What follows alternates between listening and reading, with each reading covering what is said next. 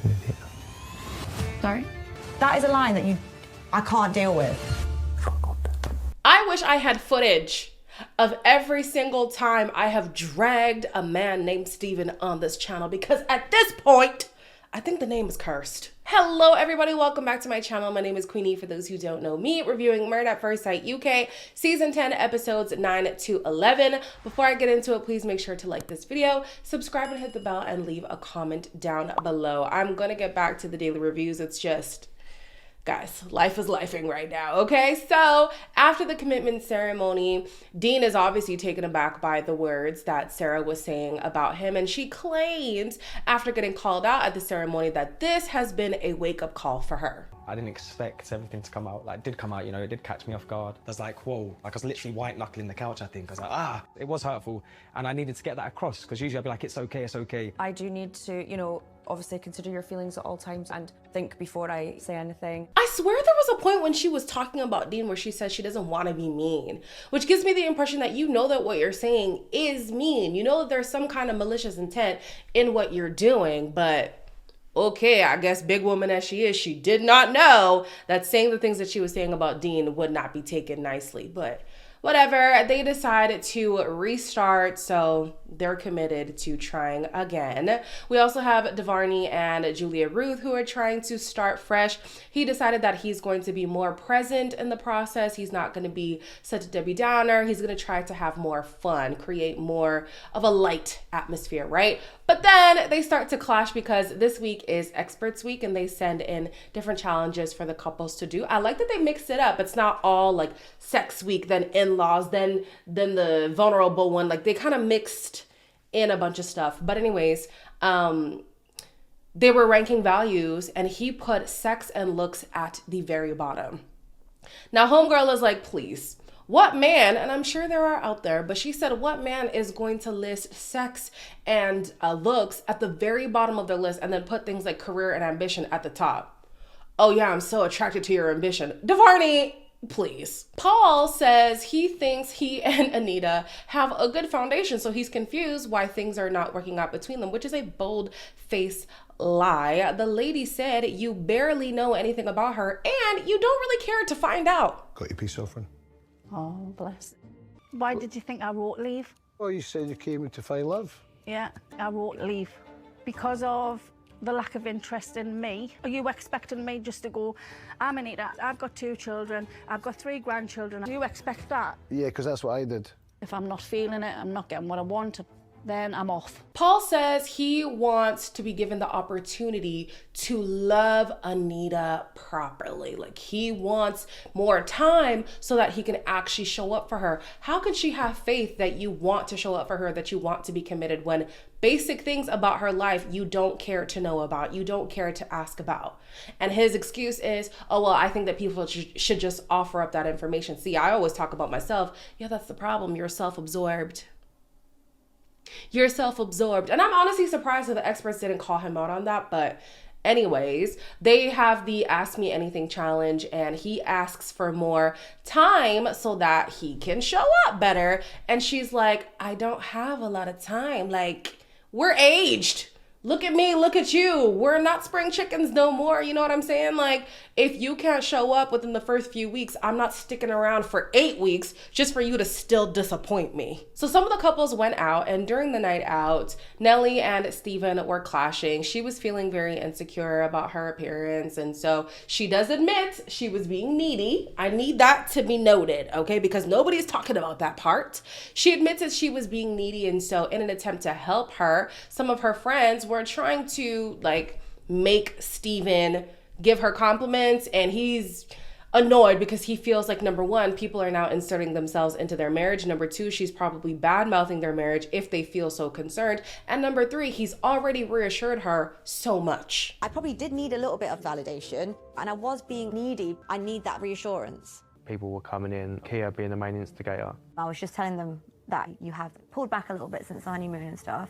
It was like you're going behind my back and talking I would shit. never. That's what it felt like. Honestly, with more context, especially with what's been going on the outside with Steven, I definitely do side-eye him. But at the beginning, I was thinking to myself, like, Nelly Nelly is a self-sabotager from the honeymoon, because she keeps saying, oh, I wish that you were who you were at the honeymoon. But who she was at the honeymoon was somebody who was very needy, clearly codependent, needs a lot of reassurance. And I'm sorry, after a while, that is exhausting for anyone, especially somebody who's still getting to know you. They're still in the getting to know you stage, and I have to shower you with compliments and reassurance, and I'm not going anywhere, and I'm not going to hurt you, and this and that. It gets to be too much. So I can understand him being like, yo, not only do I now have to deal with you, I now have to deal with your friends coming to your defense, not even knowing that I'm overextending myself just to make you feel comfortable. What are you doing for me? What does Nelly actually do to reassure Steven? I mean, she probably won't do much anymore because now Steven is dead wrong. But beforehand, I was like, I could kind of see, why he's reluctant to give her so much of what she's asking for. Then Steven decides to confront Kia, because Kia was the main one who was adding fuel to the fire. And Kia's like, listen, I'm not going to be chastised for wanting to stick up for my friends. She was feeling insecure and I wanted to make her feel better. Now, where Kia loses me is he says he wasn't addressing Steven. He wasn't trying to make Steven be the one to compliment her. But then he literally said, oh, look at your wife. Doesn't she look great? Which is like, you're fishing for a compliment. And then he also says that it is the husband's responsibility to make the wife feel better. So you were directing your conversation to Steven. I do think Steven is in the wrong, but there's just some things, there's some contextual things that people are not pointing out on the freaking show that just makes Steven look worse at this point, right? So basically, the conversation ends with Steven saying, don't talk about me or my marriage, and Kia saying, I'm gonna do what I want. You know what? Hey. Cool. Someone else who feels like they just are who they are and they're going to do whatever they want is Leah. Leah has had an issue with Leah because she said something to Rebecca that felt like a disrespectful comment. And Leah is like, honestly, it's not that deep. Leah was being a little bit flirty with Rebecca. Don't want to feel like I'm being disrespected. And it's something that I've dealt with in my past. So I started to feel like you were being overly familiar with Rebecca. I think because she's from a similar area to me, I do gravitate to her. You got jealous? Obviously, that's coming from somewhere. I wouldn't feel that way if I just saw you as a friend. You realise at this point that you liked me more than you thought. This is another situation where the problematic partner is being called out solely and the other person is not, like, their transgressions are not being pointed out. So it seems like they're completely infallible. But I don't think that it's fair for Leah to want to flirt with somebody to get a rise out of Lee. Because literally her response is, oh, well, you felt away, right? You were jealous, right? So that means that you do have stronger feelings for me. So you're purposefully testing your partner to see if she has strong feelings for you. To me, that's wrong. That's absolutely wrong, especially because Leah and Leah both say they have been getting closer. They have been kissing off camera and stuff like that. So she's literally making an effort. You can tell that her feelings for you are growing, but you still want to test her and then be confused why she's upset that you're saying things to other people. And honestly, people like to hide behind, oh, that person's gay or that person's straight. Like, it doesn't mean the same thing. It doesn't matter. You're disrespecting your relationship. Unless that's y'all's banter, which clearly it isn't, you're disrespecting your relationship. I don't care if you are saying something to a gay woman. If you are my partner, save those comments for me and me alone. As part of Experts Week, Charlene brought some of the couples into this like sexy workshop thing. Instead of bringing the intimacy boxes, I wonder if everybody's gonna go through this, but anyways, there were like silk rubs and they were doing some sensual massages and stuff. We have Grace, who did agree to be open-minded to the massage. You know that she struggles with physical touch and stuff, but she did give the massage and receive a massage, which is big for her. Surprisingly, we have Sarah, who was very complimentary towards Dean, which is big for her. Apparently these two be cuddling and holding hands and stuff. I said, oh, okay, Sarah, you made it seem like you would never, ever, ever, ever, ever find a big man attractive, but here you are cuddling. Then we have Lee and Leah. I forget what the comment exactly was, but basically Leah was commending Lee for progressing, right? But then she was like, well, you could do more of that though. And this is where I was like, see, Leah's antics get glossed over, right? Because Lee has been making strides, very clearly has been making strides, right? And Leah always makes it a point to point out her behavior. Now, on the honeymoon, I will be so honest, when Lee said she was doing things to progress the relationship, I didn't believe her. But as time has gone on, I do believe that she has been putting in some effort. And it seems like from Leah, it's more important to point out the fact that she could be doing better instead of just commending her on what she's already done and leaving it at that. Like, if you do want to ask for more, maybe at the commitment ceremony is the time for that. But when everybody's, you know, trying to increase the intimacy and just being in public in general, chastising her for not doing enough is not going to help her. It's not going to make her want to do more, you know? So yeah, Leah does tend to be backhanded sometimes, and I think she's doing herself a disservice. Paul visits Mave and Joe because she is struggling deeply with her insecurities, right? In the commitment ceremony, she said that she doesn't feel like she is good enough for Joe, and Joe wasn't there. Obviously, he probably would have said, no, that's not the case. But Paul wants to come and help her get more used to receiving compliments, receiving love and affection from her partner. I love how you give everyone your energy and everyone just loves you as a person. I'm trying to. Go on. I feel like I can't say it. I actually can't. I can hear him. I'm listening. You've taught yourself to just not believe it. I love how you have my back in any situation. I believe that one. So you believe, that's what I mean. But do you? I receive this. I believe this. I actually do, though. I'm not gonna lie to you guys. At first, I was ready to be like, oh my gosh, like, why is Mave even here? Like, clearly she's oozing with insecurities. She's just gonna look for issues with this guy. She's gonna self-sabotage. We saw that even from the honeymoon. But then I had to check myself because that issue with accepting compliments is very common. It even was an issue that I had just earlier this year. It's being fixed, right? I'm so quick to not necessarily deny the compliment, but want to diminish whatever the compliment is. Like, oh my gosh, you look so good today. Girl, Fenty Beauty, let me tell you. Or, wow, you're doing so well. I'm like, you know, could be doing better. You know, like I can't fully embrace the compliment. And I think within myself, I wouldn't have been able to catch it if not for my partner. He does call me out whenever I'm being a little bit self-deprecating. But I think that's an insecurity that a lot of people have and might not realize is as big as it is. So I had to catch myself and be like, you know what, Mave? I'm sorry, you know? She also does talk about how her ex made her feel so worthless. So of course, that's not going to be fixed overnight. She can barely look herself in the mirror when she is accepting these words of affirmations from Joe. So yeah, it was kind of sad to see, but honestly, very relatable.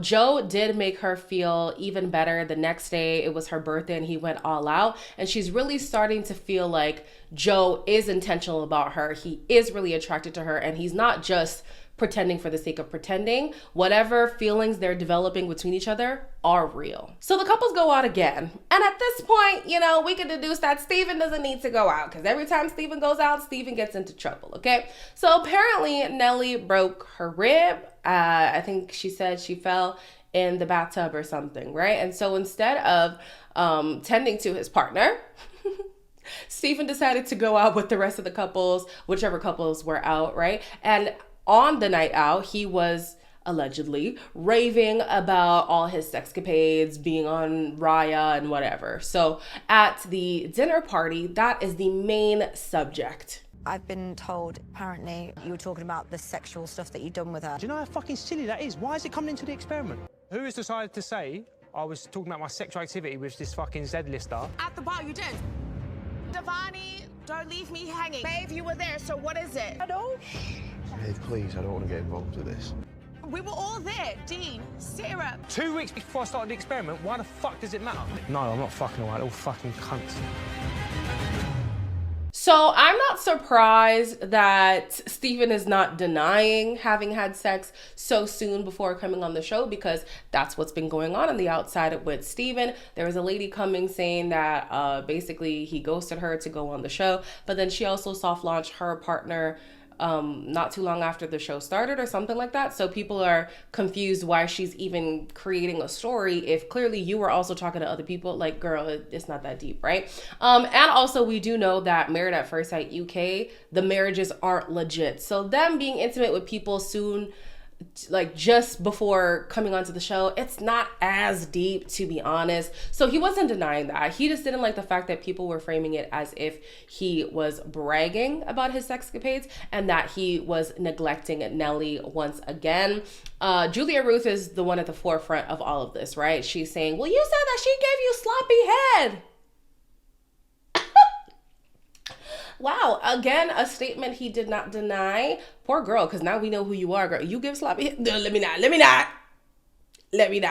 Anyways, I don't know. I do feel like they keep picking at Steven because Nelly has all these insecurities, and I have an issue with that because yes, as a partner, he should have her back, be more supportive, but like, I'm not going to now wait on you hand and foot because you have insecurities that you have yet to resolve or even like work on trying to resolve. I don't think that that's solely his responsibility. And it feels like that they're putting that responsibility solely on his back. And I don't really like that, right? He also was going through a lot, it seems. His dad is in the hospital and he's not coping with that well. So maybe him going out, getting drunk, getting messy with his life, his tea, is part of him trying to deal with what's going on back home. But yeah, I just think that yes, Steven is in the wrong. Absolutely. Nelly has her part to play, I believe. We don't see it on screen, but I find it hard to believe that she has no part to play in this. Speaking of wanting no parts, Dervani is completely silent. We have Julia Ruth who's like, Dervani, didn't this happen? Dervani, step in, help me. This man is mute. This man said, my name is Bennett, okay? Who told you my name was Dervani? My name is Bennett and I ain't in it. He did not want to talk about it at all. I'll be so honest, I can't blame him. Sometimes these people go on Married at First Sight. They are in the eye of the storm, a storm that they caused, mind you, and they think that their partner is just going to, jump in. Some people are really conflict averse. Who wants to? No. I'm not jumping into that. Fast forward to the commitment ceremony. I'm going to do a speed round here because I got to go watch Love Island real quickly here. Mave and Joe talk more about her inability to accept compliments. She has gotten better since Paul visited them, so that is good. She is starting to believe Joe's words of affirmation, and Joe himself gets emotional because he feels like this process is very overwhelming, but Mave has been a solid rock for him, and he is falling in love. I think she said she is in love with him. Whoa. All right. Yeah, they decide to stay. Next was Julia Ruth and Dervani. He is still sticking to his story that sex and looks are at the very bottom of his list. The way that he was so enamored by Julia Ruth at the wedding just makes me think that I don't believe you fully, Maybe they're not number 1 and number 2, but I don't think they're number 8 and number 9. Like, let's be so for real. I think what's happening with Dervani is he always wants to seem like he's a deep guy. He's an intellectual guy. That's the impression that I was getting on the honeymoon. Why he was trying to talk about these deep, dark, scary traumas and all these things just to show like I'm very complex, It's enough, okay? You're really telling me you're just so sexually attracted to somebody's ambition before what they look like. It's the before. Before what they look like. I don't know if I believe that from Dervani specifically. They also talk about him not stepping up and defending Julia Ruth. Again, I do think that some people are conflict averse, but it would have been nice for him to say anything, even if it was to quell the tension, He says he doesn't like when people are going to blows and he doesn't want to add fuel to the fire. That's fine. You didn't have to. You could have said, you know what, maybe there was some unsavory things said, but that's something we could talk about later. As for right now, Steven has said his piece. You've said your piece. Let's hash it out at another time. At least you said something. But anyways, they both decide to stay. Next is Dean and Sarah. They talk about getting better in the physical department. You know, they're holding hands and cuddling and stuff. But her comments to a producer did set him off. She said to a producer who is gay that if he was straight, she would be attracted to him. I don't care if the person is gay, straight, pansexual, bisexual, asexual. It don't matter. I'm so sorry. Like, maybe that means I'm insecure, but I don't care what the person's sexual orientation is. If it's a compliment that you're supposed to say to me, if you are supposed to be attracted to me, I don't want to hear you say that you'd be attracted to somebody else. Anyway, she tries to say that this whole altercation made them stronger, and conflict typically does make a couple stronger if they are able to resolve it. But this is the same issue you had last week. You say unsavory things. How about you not say them at all? And one of the experts was like, yeah, this behavior needs to stop because this is 15-year-old antics. Big yikes. She basically called you childish. But anyways, they decide to stay. Then, also Dean was called out on being a people pleaser. They told him he needs to stop that. Then next was Kia and David. David, he has some body image issues. He doesn't find himself as attractive as Kia sees him. So that is something that they're going to work on, but they decide to stay.